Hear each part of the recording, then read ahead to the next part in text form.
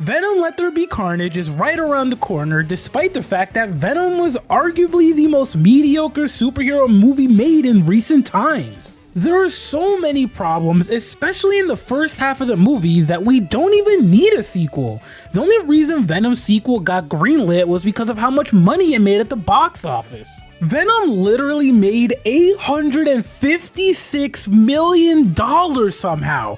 It's actually insane. A big part of that is because other movies that would have been Venom's competition, such as Spider-Man Into the Spider-Verse and Aquaman, weren't in theaters at the same time as Venom. But here we are, a sequel is closely upon us. So let's discuss what Venom Let There Be Carnage needs to do to improve upon the original and maybe even be a good movie. Venom has a lot of flaws, and I could list every single one before diving into them. However, we're gonna boil it down to one word: inconsistencies. Venom's clearly a case of a movie getting butchered one way or another, because I highly doubt that the movie we got was supposed to be the end result. The movie never establishes how Eddie Brock managed to achieve symbiosis with Venom, never shows how Drake, the most bland main villain ever, achieved symbiosis with Riot, despite the movie emphasizing how difficult it is for humans like him, or Eddie, to do so, and there are even more minor details that the movie never stays consistent with.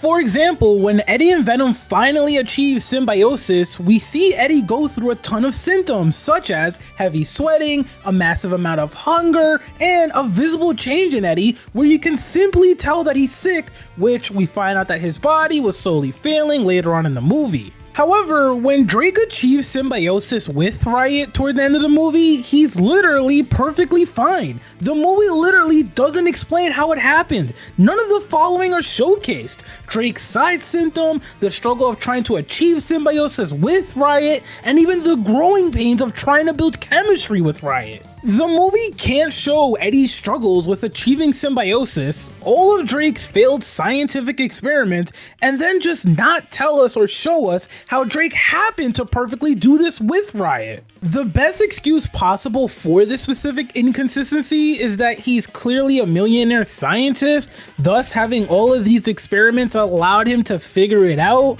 but in the movie, we only see one experiment potentially go right, and we were never shown the final outcome of that experiment. It honestly just feels like it goes against everything that was previously established in the movie itself. This isn't a case of a sequel going against the prequel. The movie literally goes against its own logic, and the most I can legitimately boil it down to is that they wanted the movie to end as soon as possible. I can't even call things like LOL comic books or comic book logic, because comic books would actually explain all of these inconsistencies and they would end up making actual sense. It's hard to also not mention the terribly written script, especially when the movie has a line that literally went viral because of how terrible it is. You will be this honest, legless, faceless thing, won't you? Rolling down the street like a turd in the wind.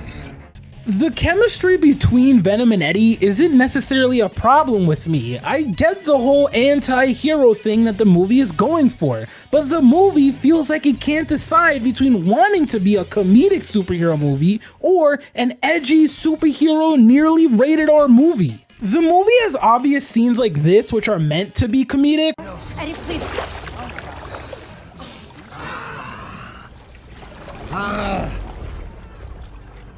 But then we have serious moments like this that are meant to come off as much darker. What the hell are you? I am Venom, and you are mine.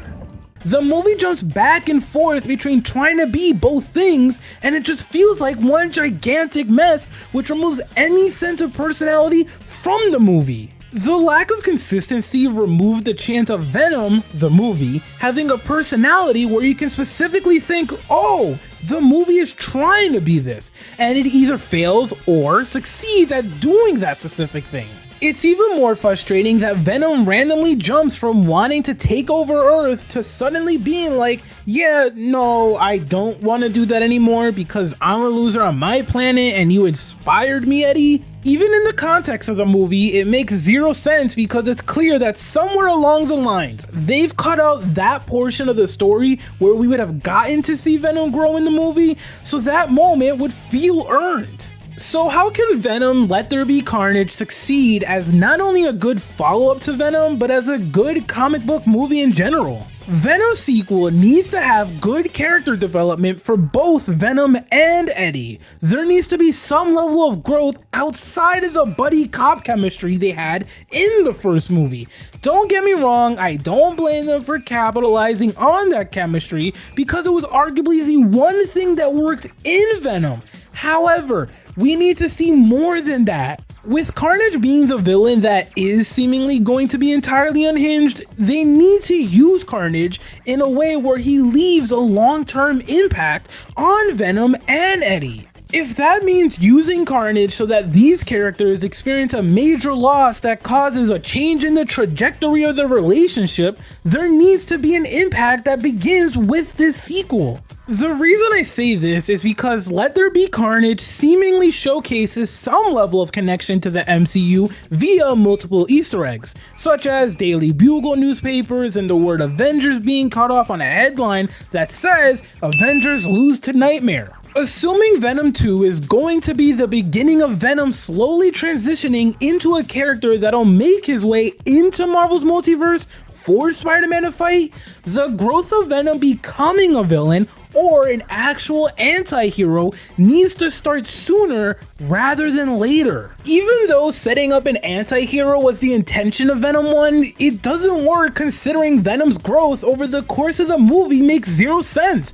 One minute, Venom wants to take over Earth, and then next thing you know, he's like, Eddie, you inspired me to want to stay on Earth because I'm a loser on my planet like you. On top of this, the movie doesn't even follow a core component of an anti-hero, which is making the viewer watch a character that is designed for them to hate as they save the day at the end of the movie. Venom 1 doesn't have that, nor does it even have an anti-hero. If anything, Eddie and Venom just feel like unimportant, meaningless comic book characters. They don't feel like heroes, they don't feel like villains, and they don't feel like anti-heroes. They just feel like regular characters for the plot and nothing more.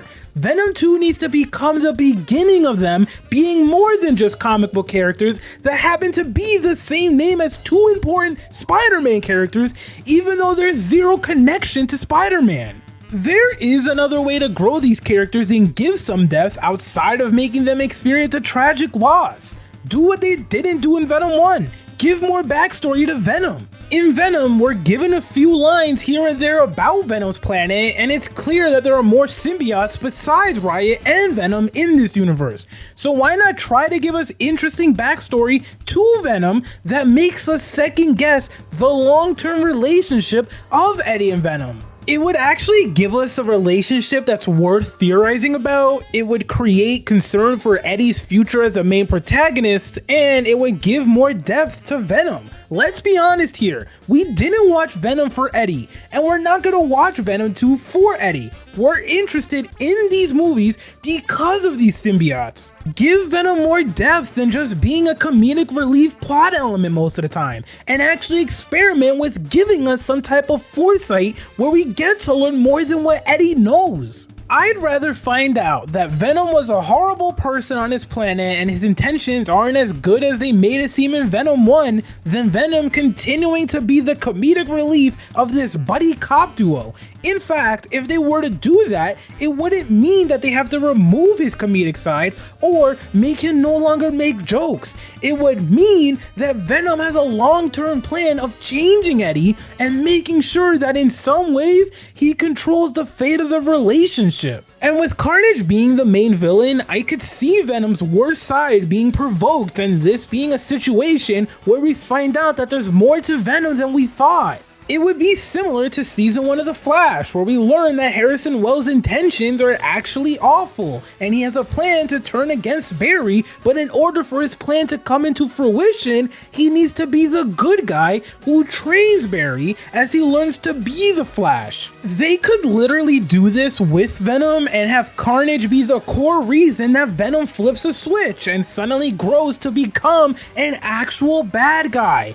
As of right now, they want us to like Venom, but do you know how interesting it would be if it was done on purpose so that if or when Venom becomes a bad guy, we genuinely feel some type of way? Obviously, these things would rely on arguably the number one thing Venom 2 needs: good writing that creates a consistent story. This sequel needs to actually feel like a complete movie that starts with an interesting story and has an ending that makes us want more Venom. I don't doubt that this movie could actually succeed financially without those things, but without it, this iteration of Venom would basically be below mediocre for the rest of its run.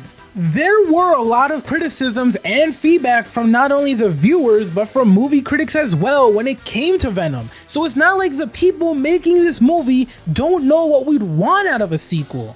Growing pains are entirely understandable. In fact, we're not asking for a perfect movie, which is almost nearly impossible to produce. We're just asking that Venom 2 has better storytelling and better writing so the movie is consistent from start to finish. The weakest part of Venom is the entire first half of the movie where they're trying to overly explain science that doesn't work or isn't interesting, trying to explain the potential side effects of achieving symbiosis, and spending way too much time on Eddie's symbiosis with Venom. There's a reason why I'm not concerned about the potential action sequences in Venom 2. Venom's action was actually somewhat entertaining. In fact, when Venom wasn't trying so hard to make funny jokes, the best parts were all of the action sequences except for this CGI mess. Sure, in the entry portions of the movie, some of the action scenes looked better than others, but I have no reason to expect that when I walk out of seeing Venom 2,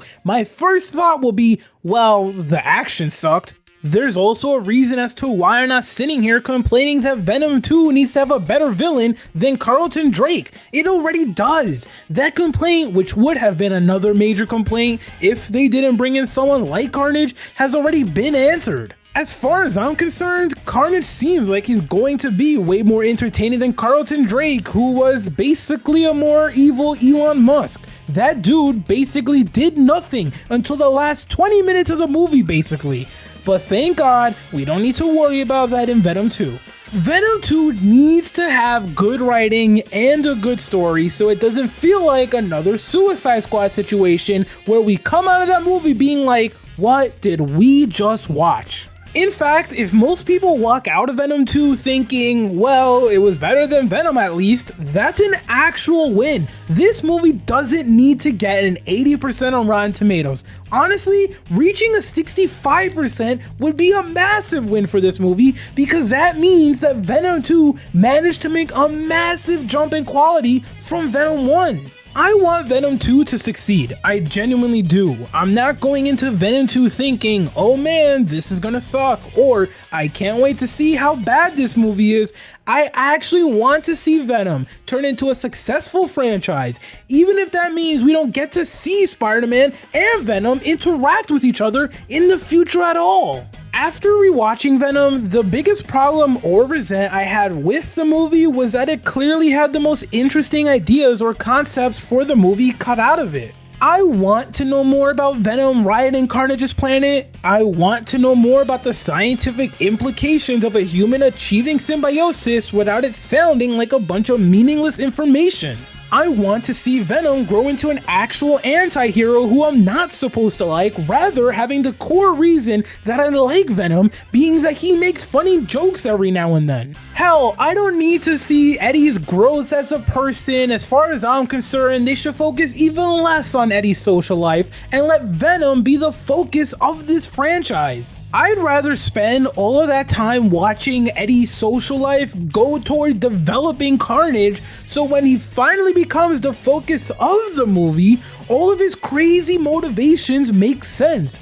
Besides, spending time on Eddie's relationship with his ex-fiancée would be a waste of time unless there were story reasons that'll show up later on in Venom 2. I genuinely don't think I'm asking for a lot from this sequel. I'm literally asking for good writing, a consistent story, actual character development for Venom, and turning Venom into an actual anti-hero for reasons that make sense. Like, I want this movie to make me hate the fact that Venom is successful at the end, because then I know this movie is doing the right thing in terms of actually making an anti-hero. If I can feel even 5% of the anger and frustration I felt after the end of Avengers Infinity War, obviously for the right reasons, then Venom 2 is succeeding and pushing Venom towards a positive direction. It's gonna be fun to look back at this video when I make a Venom 2 review when the movie finally releases and see whether I was actually onto something